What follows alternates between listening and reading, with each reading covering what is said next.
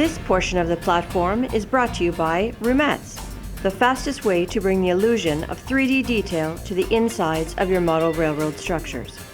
And by Iowa Scaled Engineering, creators of IR sensors, fast clocks, and the world-famous proto-throttle.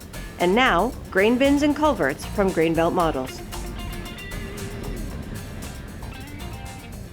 Hello everyone and welcome to the Platforum, the podcast for the rail fan and the model railroader alike. We're coming to you from the frozen north shore of Lake Ontario, somewhere between Toronto and Montreal on a busy rail corridor, hosting between 40 and 50 trains a day of both the freight and passenger variety.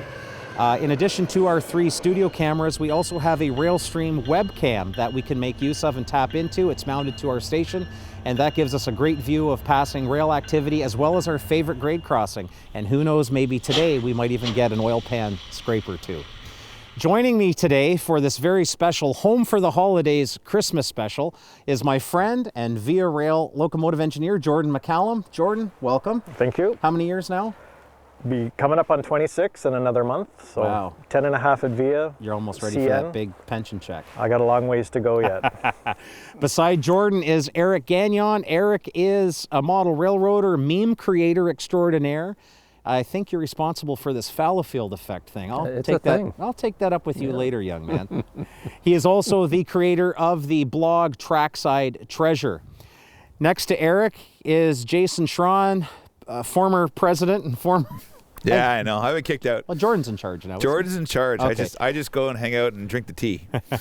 The guy with the kosher kitchen at Rapido, Jason Shron, is here. And, no Christmas special would be complete without the Jewish guy. I'm Jason the Jew at the Christmas special, just so you can just call me that.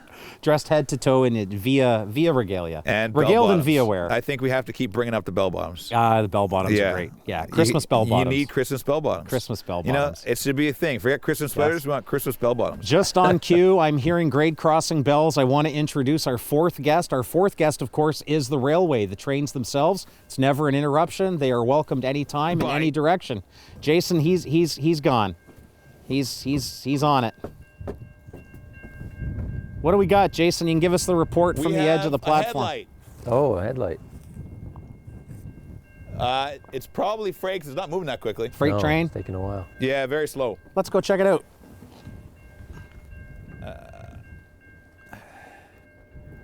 Oh, hang on. There might be a P42. Yeah, freight train pulled by a P42. I got you up anyway. It's yellow. Jordan, you feel like you should be at work today?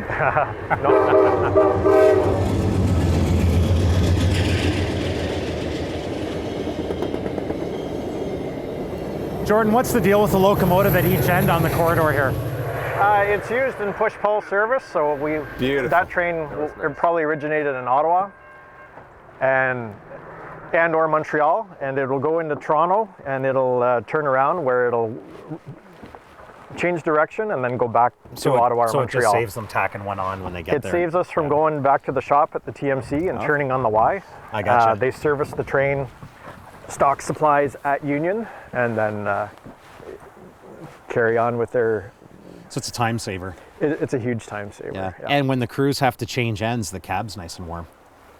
Yeah, hopefully that somebody left the cab heater on. Yeah, I've gotten into many cold cabs before. Before we get started here any further, I got you guys a little something. Seeing as it's Christmas, take one, pass it down. Oh. Okay.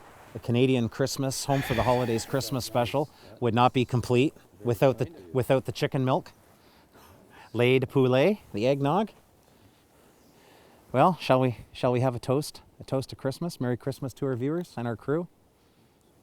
I'm just gonna look at it. Salute. I don't like eggnog. There, it can block the first candle. Yeah.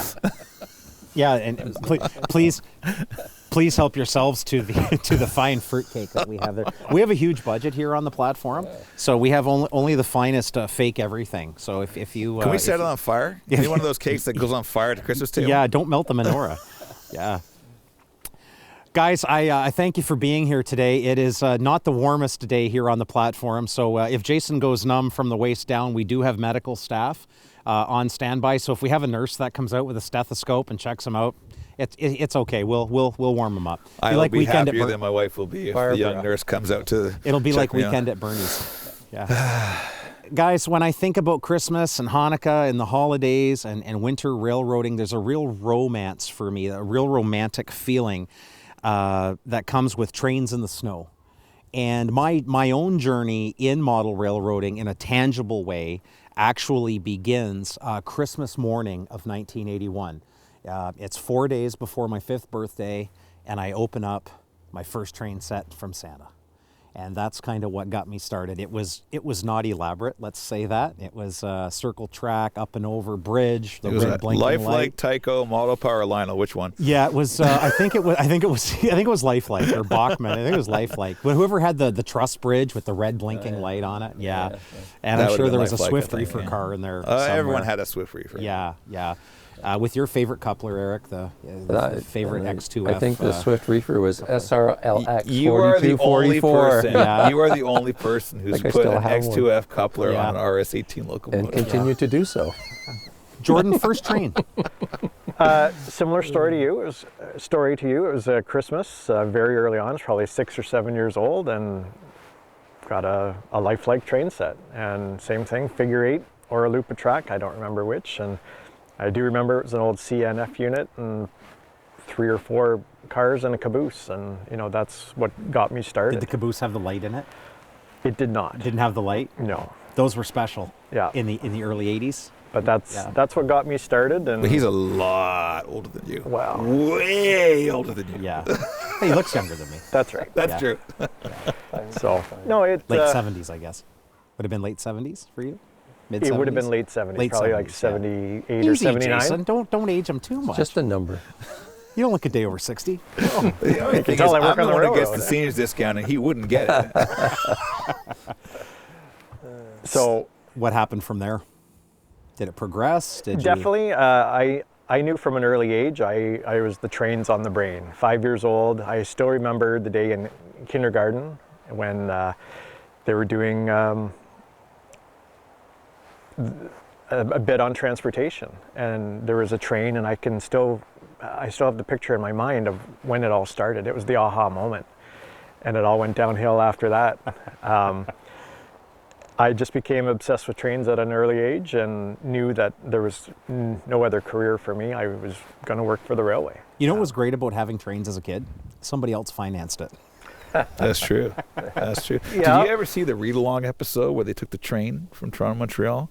And then there was a polka dot door episode that had talk about mail goes by train, stock footage of the turbo. That was awesome. Imagination Day. Yeah, there was a lot of old Canadian TV programming that showed, the trains around Toronto. So it was very, when you saw that, it was good. Or the CTV specials like Live It Up and stuff like that. Yes. They would do, or Faces and Places Along the Railway, or whatever the series was on small towns, and it was sponsored by Via. Yeah. Well, you could buy train sets in department stores then. Like there was an Yes. aisle Yes. of model trains. That's course. an excellent point. And course. it was really part of the mainstream toy market. It was in the Sears catalog, the whole page of train sets. That was a huge thing Yeah.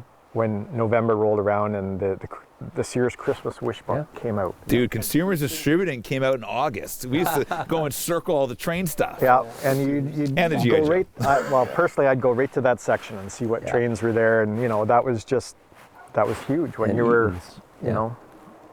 it helped Dude, keep the dream you're going. dating yourself. The Yeah, last well- Eaton's catalog was 1976. I was 1 year old. Nobody else will date me. So. When we're done here, I have a great film on Betamax I'd like to show you. now we're talking. Hey, no, I got Super 8s. It's okay. Eric, first train. Well, we always had trains in the home. My dad was, I'm sure after he was married, I know he had a train set in his the apartment he and my mom lived in early on, so it was always in the house.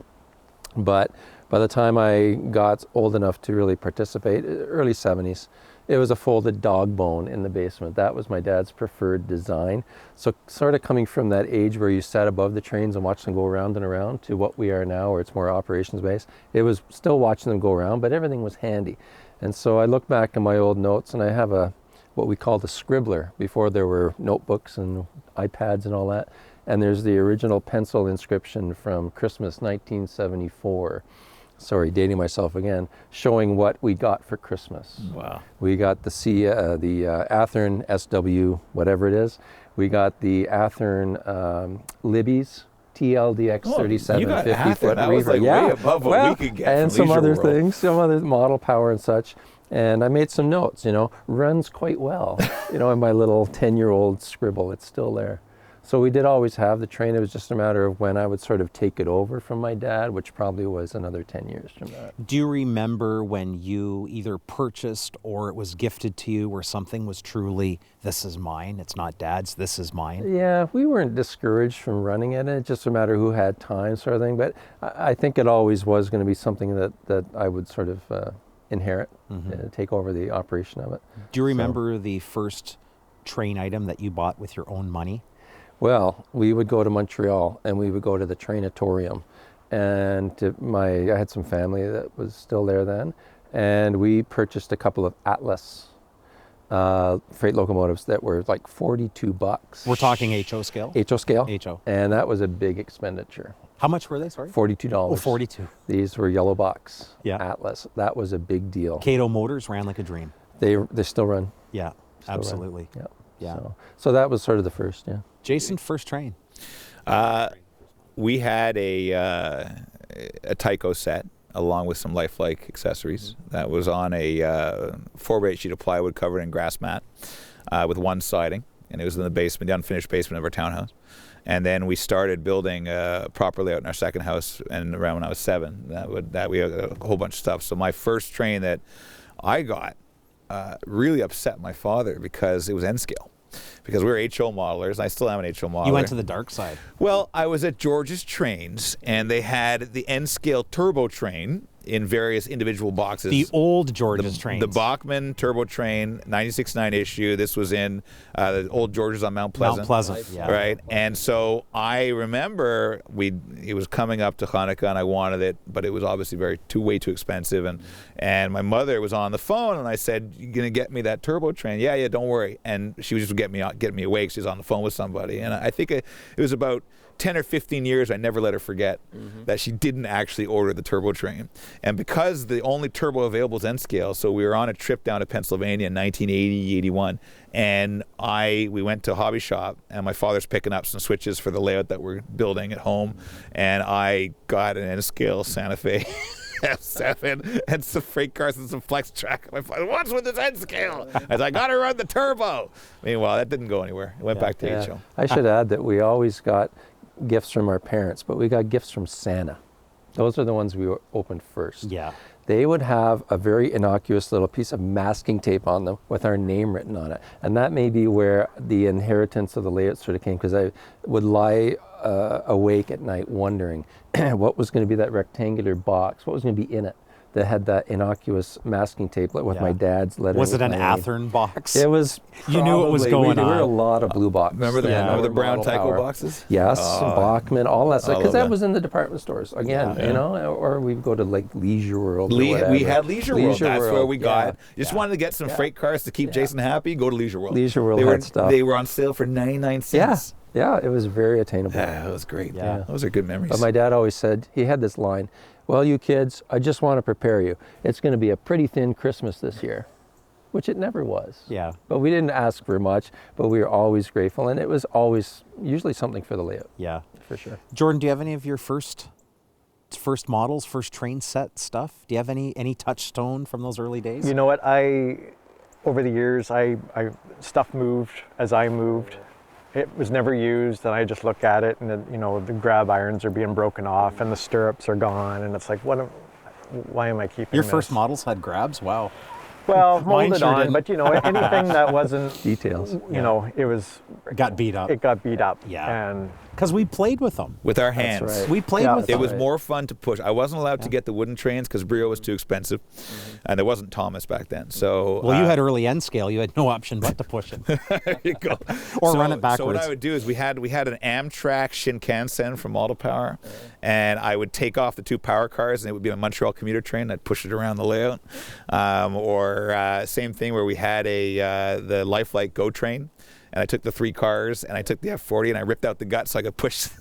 So imagination, using your imagination. Of course, that was the best. That was a huge part of it back That was then. the best. You had to. I have exactly 0 of my childhood trains, and it's actually a point of regret for me now. Well, but hang on. So you've been a model railroader all your life. At what point did your childhood end and your modeling begin? Because I still have my Atlas FP7 that I kit bashed into an FP9 starting in 1988. I still have my Riverosity cars from 1988 that I was blanking windows and making club cars after that model railroader article, May 82 by George Drury. I still have it. I do too. I still have the issue it's all taped together. And I mean, that was it, right? So you started out with the first thing I did with the Riverosity cars, pulled off the skirts, but left the original underbody, just like George Drury's article. But then by the time I was a little bit older, I wasn't good enough, right? So now I was getting to 14, and I was ripping off all the underbody detail, hacking it off, and building my own underbody details on XCN via rail passenger cars, CCNF coaches. So I didn't know what anything was, but I would go through the Walters catalog, and if anything looked right, I would order it. So I ended up using precision scale like brake cylinders as D22 brake equipment under the car, because it looked like the D22 quick service valve or the D22 relay valve under the club car. Club car was a Pullman standard car. And so I would order these parts from Walters. They would show up, and then I would put them underneath my passenger He really cars. has a long history of the awesome underbody detail. Yeah. Being important. But you know what? Look, yeah. when I mean, just like we're beside the main line here, right? My first memories of riding the via trains was Guildwood Station. Yeah. And when the conventional equipment in Canada, we didn't have skirts on the trains because you couldn't. Too much snow gets packed up. That's why the skirts got pulled off. We didn't have skirts. So you stand there. You're 3 feet tall, and what you're seeing is the air conditioning compressor, the condenser unit. You're seeing the D22 equipment. You're seeing the battery boxes. You're seeing the steam traps. I mean, Christmas time, right? Is when you see the steam going everywhere. Yeah. Right, and the steam generator car, and it's blowing down as you're at the platform, and suddenly, whoosh, and there's steam everywhere. That reference to steam heat is a great segue to the next thing I want to talk about. I remember in Woodstock at the CN station. I remember being there at an early age with my grandparents, or my mom or dad would take me down, and we would just watch the trains. And I remember being like enveloped in steam. Takes over. As invariably at that time it would have been an FP9. Probably a B steam heat car, and then CC and F cars, and then I just remember the steam just billowing out, and there was a real romance to it. It's the sound also, and one of the things that hiss I'm really of the proud steam. of. I know we're not here to talk about business, but I put on one of our locomotives, I won't even say what it is, but there's a button that you can press, and you hear the steam, and suddenly it sounds real. Because you hear the steam. That was the missing thing, right? Because if you're growing up in Canada, it's steam. For like 9 months of the year, the steam heat's on. And certainly for Christmas travel, let's compare that era with airline travel. People get off the aircraft, they walk down the, jetway, they walk through the terminal. When you're down there where I was at Kingston Station, it's right there.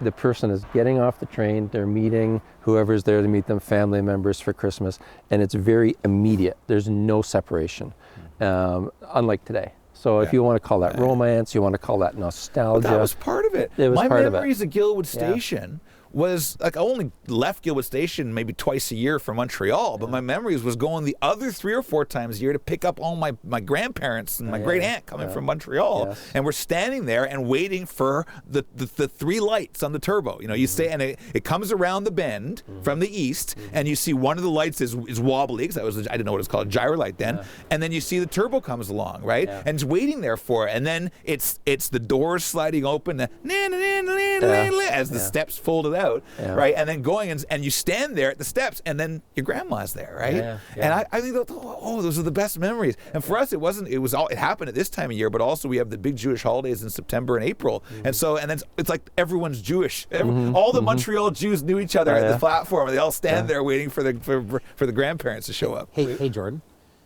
Hi. Wouldn't it be great if Jason was a little more enthusiastic?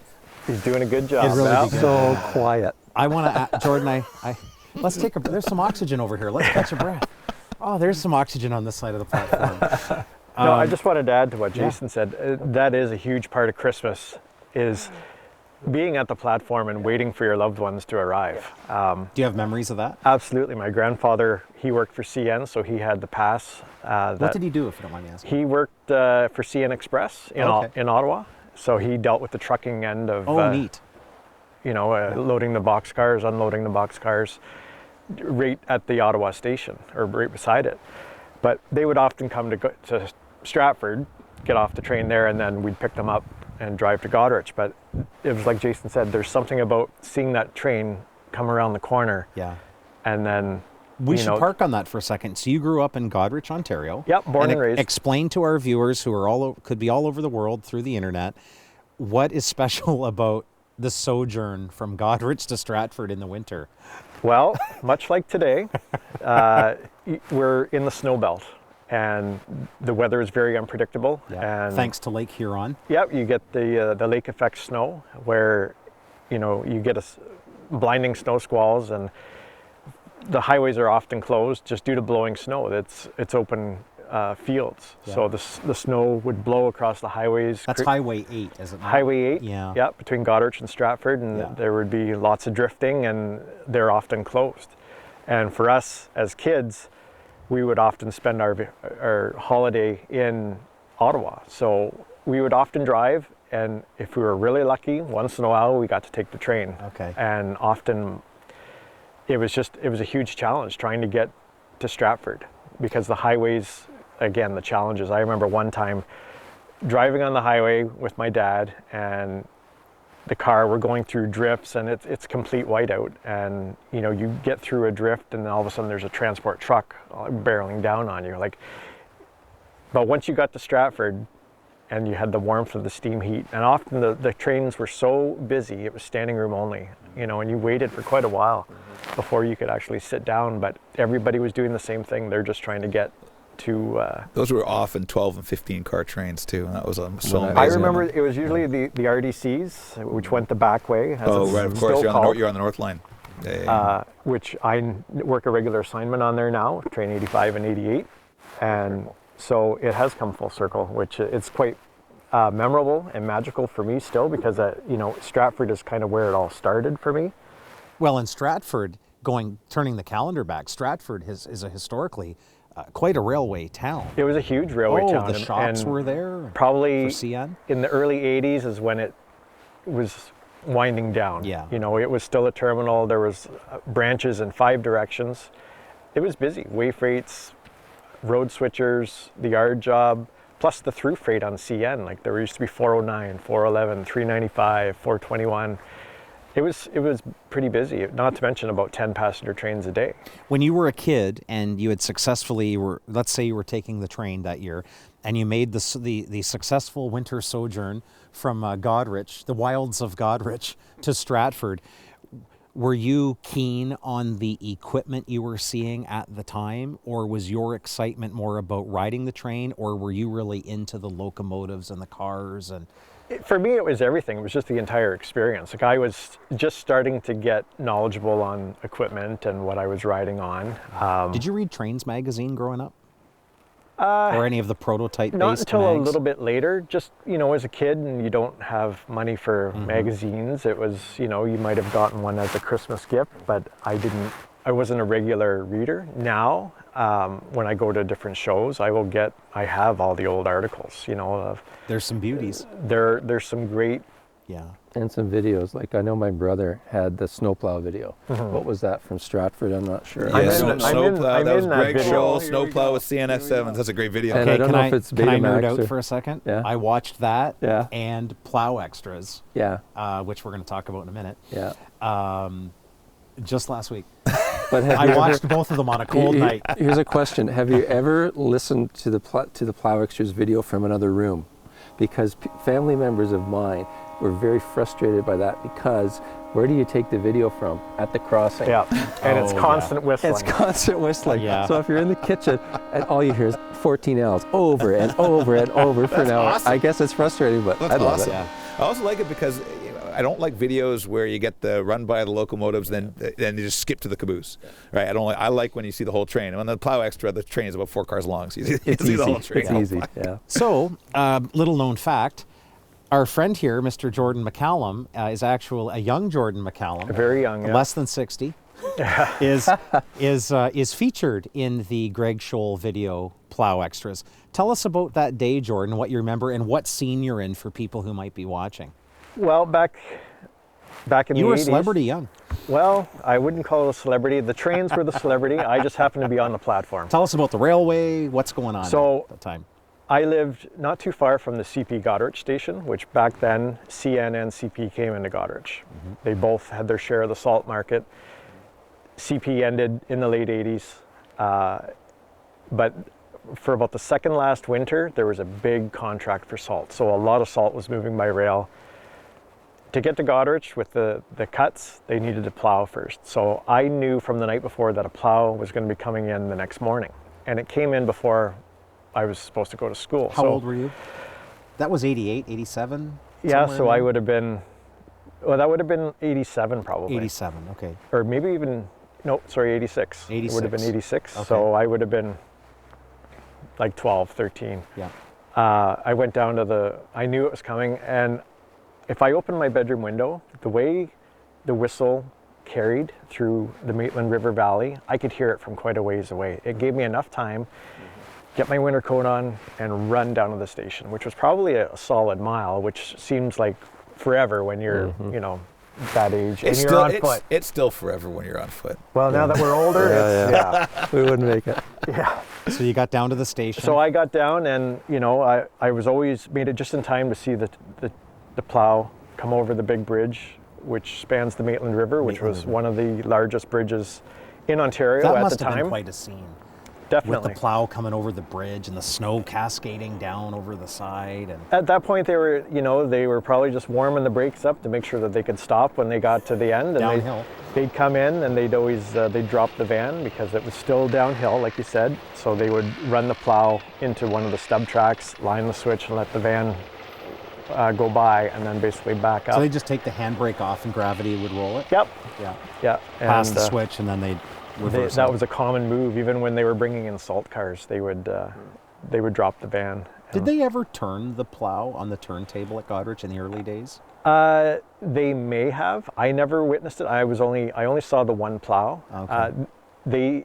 In the late 80s, they did do some work on the turntable to keep it operational, because at the end, they were coming in with one unit. Yeah. And when you're running for 112 or 113 miles backwards, it gets a little... In a 4200. In a 4200, which was common power, or an RS-18. The seats were crap in those engines, The apparently. old toadstool mushroom apparently seats. the seats in CP Rail 4200s, which are C424s, crap. There we said it. So they did try and use the turntable, but you know, and in the wintertime it'd be packed with snow. And absolutely, and there's just no staff to keep them shoveled. So out. tell us about the part where you're in the video. So I made it down to the platform and was there. You see a kid in a gray parka. Gray parka. Wandering around on the platform, and that was me. The shots from the opposite side of the tracks. Yep. And they're making a joint on the plow or on the van. They had dropped the van. Yeah, so that's right. They were just coupling back up, and there he is. That trip was basically just plow the line and then get right back. Did you guys know Jordan was in Plow Extras? I had no idea. 3 words. I want your autograph. Yeah, brush with celebrity. I did not know. We were so angered by the horn, we forgot everything else apparently. Yeah. It's funny because many years later, I had reached out to Greg Scholl and provided some more information to him. So my name appears in the credits afterwards. So it was, over the years, because of working on the Goderich line, and I started my career with the Goderich Exeter. I was first hired by Central Western Railway out in Alberta, Stettler, Alberta. But I actually started first on the Goderich Exeter, which was my hometown. So which I think is a great story. I got to do a lot of cool stuff. Yeah. Yeah, hometown boy. You know, it's really not impressive to anybody but me, and I guess you. Yeah. But there's just a lot of stuff that I was able to do. And it was a lot of attention. It was one of the first easily accessible short lines. Yeah. I just want to say one thing, Eric, before I go to you. I'm going to ask you about childhood travel memories and Christmas in the train.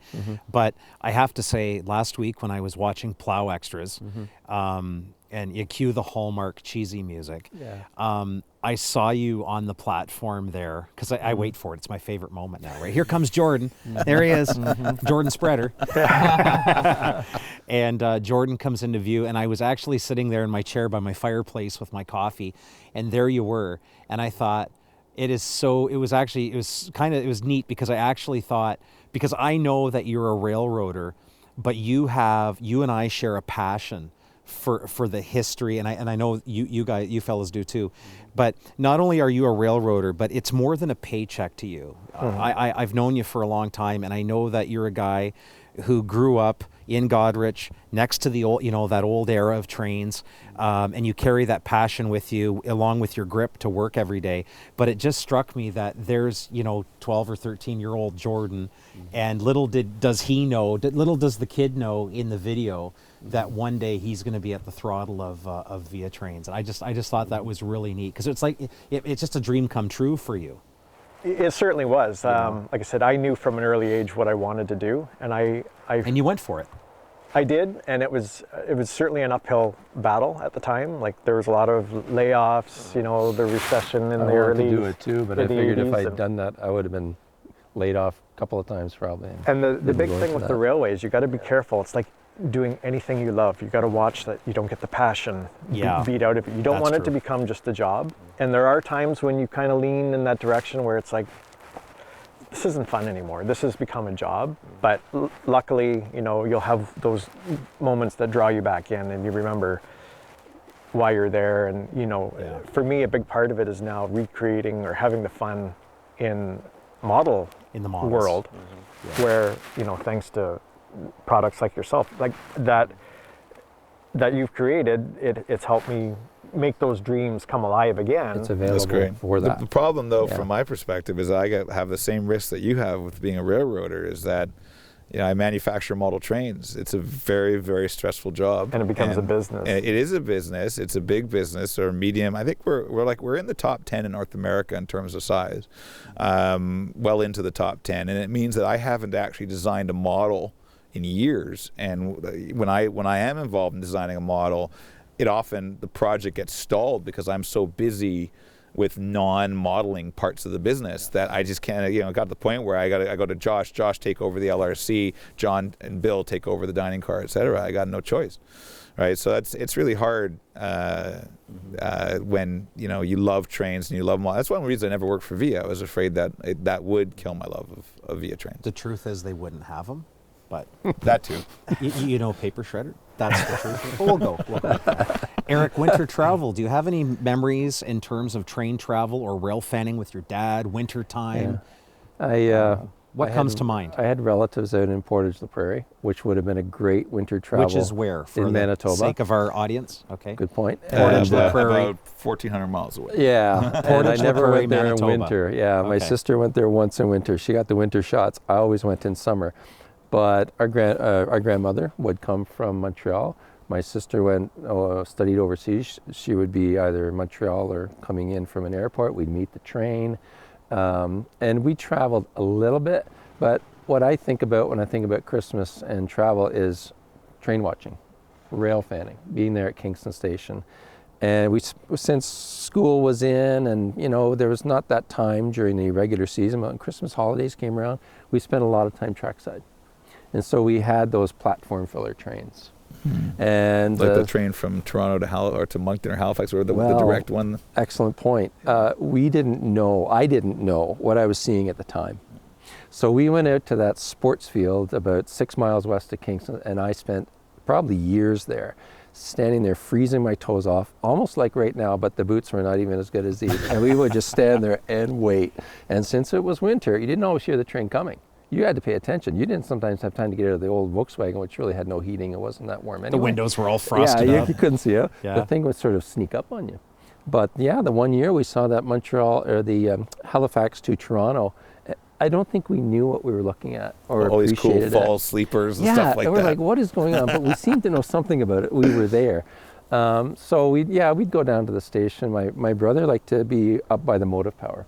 And he actually ended up having a short career with CP Rail. He's an engine guy. Yeah, he was an engine guy. One of those engine guys. But he and I went into the family business, which became healthcare. So that sort of stunted our operating careers.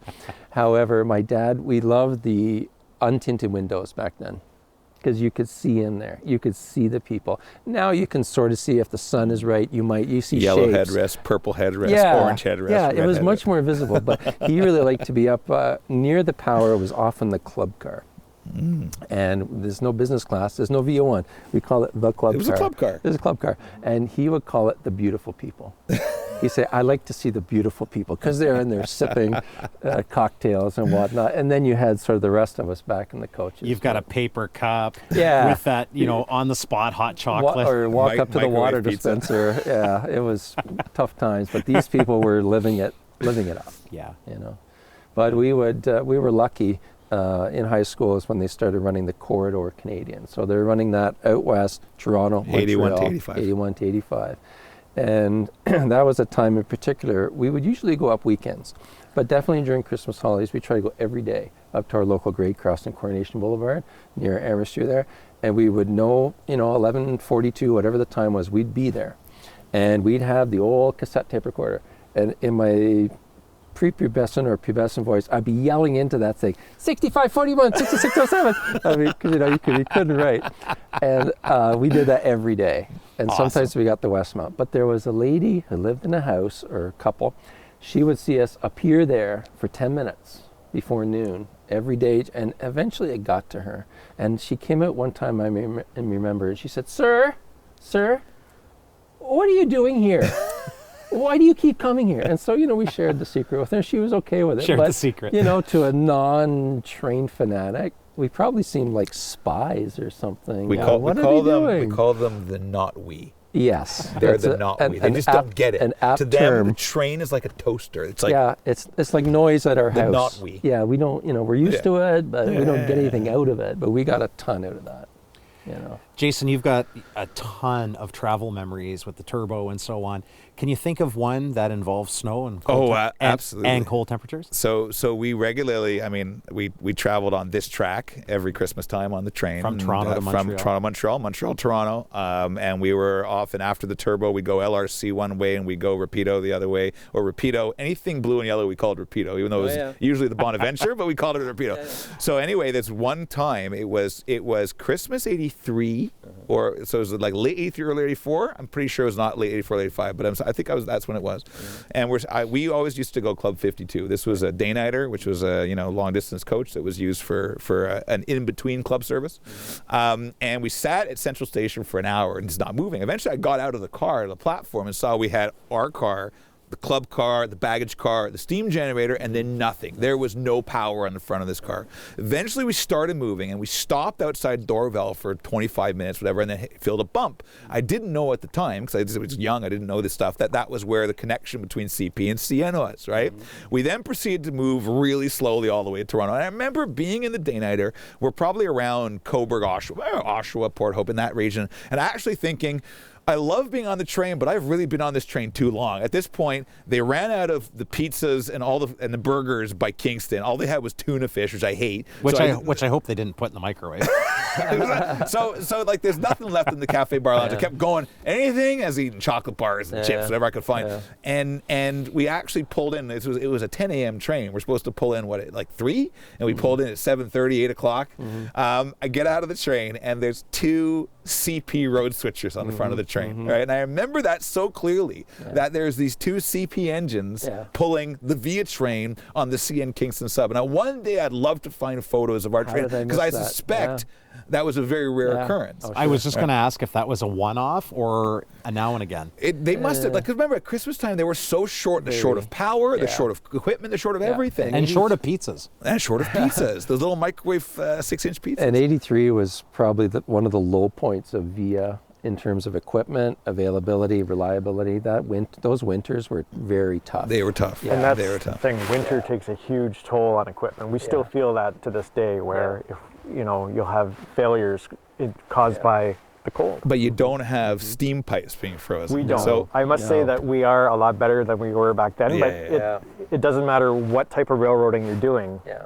Winter is hard on equipment, and your reliability and keeping things moving. So. That's chancy, yeah. I do remember always in the meal service cars there, they would have bromo, 15 cents. I don't know if you got down to the bromos to try and find something, bromo stuff. It always said bromo. What is that? But anyway, it was at the bottom. But I guess you weren't that desperate. But what's the reference there? It's some sort of, like Alka-Seltzer or something. I think it's the thing they would sell you. But it's like, if you're desperate for something to eat, I guess so. Hey, I always remember seeing those microwave burgers were awesome. I survived on the Canadian on those one time. Those were the pre-kosher days. Those were awesome microwave. I used to go to Max Milk and get the microwave burgers that reminded me of the Cafe Bar Lounge and Turbo. But I often, traveling on the train in wintertime, if you actually go to the full-size train in my basement, it's a winter scene out the window, like dark and miserable. And those are the best memories for traveling on the train, because you're in this warm, cozy space, right? Even when that train, when we kept breaking down, right, because it had this CP power and whatever else, I still loved it because we're in this warm, cozy space. And I remember, like, at one point, we're going alongside the 401 in Ajax, and I see the cars there, and they're all slow, and we're cruising along, and I'm thinking, number one, I'd like to be seeing my train right now because that's pretty cool. But number two, it's like, bye, right? We're going by. But even like I when I was in university, reading week was in wintertime, and that's when I would have the time to go away. So I went to northern Quebec. I tried to ride all the old blue and yellow cars. And then I went to Churchill, Manitoba in the wintertime on the blue and yellow equipment. And the story there is I arrived in Winnipeg on the Canadian, and they announced, guess what? We got the new HEP. And I was in tears. I was almost 21, and I was crying, right? And so they took pity on me, and they brought in some manager, and he said, "Let me get this straight. You came all the way to Winnipeg to ride the old junk to Churchill." And I said, that's why I came here. He said, "Well, if you stay in Winnipeg for 2 days, we'll put the old junk for you on, and 2 days from now you can ride steam to Churchill." And so I stuck around Winnipeg for 2 days, and then I just hung around, did some schoolwork, and went to the library, went for dinner, whatever, and then got on blue and yellow equipment. I was in sleeper Enfield up to Churchill, had an incredible time. Churchill there, blue and yellow train there, train back. At one point, I lost heat in my roomette, and the train was stopped, so the train man gets out, jumps out. I follow him. I'm in snow up to my chest. So I go back in, and he's smacking the steam pipe with a wrench to try and dislodge the ice. But these are the memories, right? And then here's the best part. Is that I met my wife 2 years later, and my wife's from Winnipeg, and whenever she'd meet guys in Toronto, they'd start Winterpeg, making fun of Winnipeg, whatever, who'd never been there. I said, "Oh, I love Winnipeg. You been there?" "Yeah, I was there in February." "You were in Winnipeg in February and you liked it?" And survived. "Yeah, and I went to Churchill." "You went to Churchill in February?" Well, like, we were dating the next day, right? And now we've been married 20 years, right? So like that, the fact that I took the via train to Churchill is what got me to marry Sedura. Guys, do you remember what happened as model railroaders in early November? I remember the train's Christmas issue. Exactly. Yeah. I remember the Christmas issue of Model Railroader magazine and Craftsman. Big fat thing. But for me back then, there was, this is, starting in the early mid 80s, January was pretty thick, but February to November was like a regular magazine. And then December looked like this, the Sears catalog compared to. Do you remember the magic of picking up the December issue of Model Railroader and leafing through it? Talk to me about what you remember about December issues, if you have a specific memory. I don't have a specific memory, but for me it was more about just getting the Canadian content. I was always big. I still am today. It was never Canadian content. I used to flip through every issue looking for it. There was nothing. It was nothing. It was very sporadic. Snow. But for me, it was Did you hear a noise? Did you hear something coming from the north end there? I think it was a bird. It was definitely, I like the Canadian content because for me, I couldn't get enough, and a lot of those publications, there just wasn't a lot of Canadian content. You had to make do with yet another story on the B&O or Santa Fe. Something. Yeah. For me, it was all CN, CP, VIA. I couldn't get enough. What publications were you looking at that time? Do you recall? Back then, again, growing up in Goderich, we didn't have a hobby shop, but we had like a magazine shop on the square, downtown Goderich, and you'd get your model railroader, you'd get your trains magazines, but I was also introduced to other model railroaders in Goderich who had extensive collections of back issues. Oh, okay. And I'd go and visit every weekend, and I'd grab a stack of these magazines, and all week long I'd just pore over these articles. And that's how I got my first taste of, seeing what's possible and the potential How did you that's out feel there. when CRM showed up on the scene? That was a game changer. CRM was a big. Yep. Yeah. Canadian Rail Modeler, when Yeah. Morgan Turney did that, that was finally we had a Finally. magazine. Yeah. It took us years. Eric, same question. Do you remember a specific issue or just the magic of that December issue of your favorite magazine? Yeah, I mentioned the Train's Christmas issue. I guess they call it holiday issue now, but it's the same. It's a lot of that travel at Christmas, and different railways, different railroads. Union Pacific, whatever. But I think to Jason's point, there's a lot of people that do like to travel in the winter because of that cocoon feeling, and that's what I was reading a lot about. And there were problems, there were breakdowns, there were Amtrak issues at that time that were, I thought, great reading. And George Drury did a lot of articles. Yeah, George was awesome. And I was like, this is actually like real travel, like I might do. And actually, in March break of '84 is when I got my Canrail pass. I went up to your country and up to southwestern Ontario and up to Ottawa. And there was snow, and that was part of the magic of it, was traveling in that. But yeah, definitely Christmas and trains, model or prototype. It's a thing. I hear our fourth do guest too. arriving. I'll just chime in quickly. Yeah. For me, my favorite December issue of Model Railroader was December 1987. Tony Custer's Allegheny Midland was a two-parter, Yes. and the part one was in December of '87, and January was part two. Nice. But Tony ended up being a very huge influence Yes. on me in my modeling. Yes. So, what's the good word, Jason?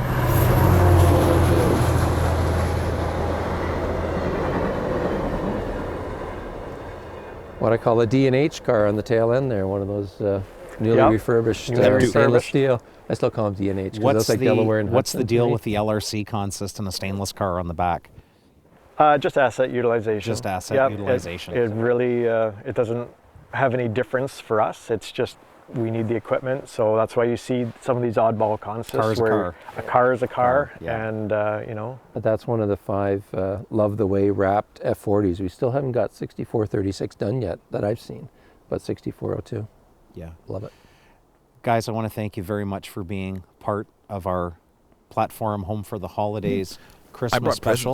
presents. I brought Christmas presents. Starring Jason the Jewish guy. Jason the Jewish guy brings the Christmas presents. What'd you bring us? I brought cardboard Via trains All right. from Thank you. the 70s. cool. Thank you. Excellent. There you go. Isn't that cool? Yeah. That's great. A little This was my model railroad collection for the longest time. Was these? Aren't they great? Let's hold one up. Love for these. the- We used to actually in the train. We used to build these in the train in the turbo, They still do to this day. and we used to we had one that went all the way from the door to the diaphragm of the turbo. That's like what is it, like 35 feet? Something we had all go. It was great. Not just the windowsills. No, of course. not. You guys didn't try the. I'll try you guys some. didn't- you dear guys Lord, didn't no. try the fruit cake. Anyway, guys, thank you very much, and we want to thank you for joining us on this special edition of the Platform, our Home for the Holidays Christmas special. Great. It's been a real joy having these guys here, and from us to you, we want to wish you the very best of the holiday season, a very Merry Christmas, and a Happy New Year. Nobody eats that stuff.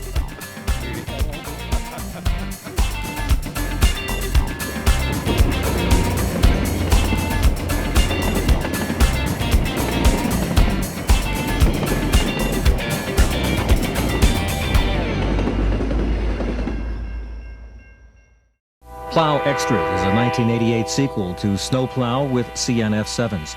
This winter journey shows both CN and CP plow extras and includes everything from F units to Alcos as power. In addition, we see 3 different plows and vintage film of a similar plow wrecking during the winter of 1971.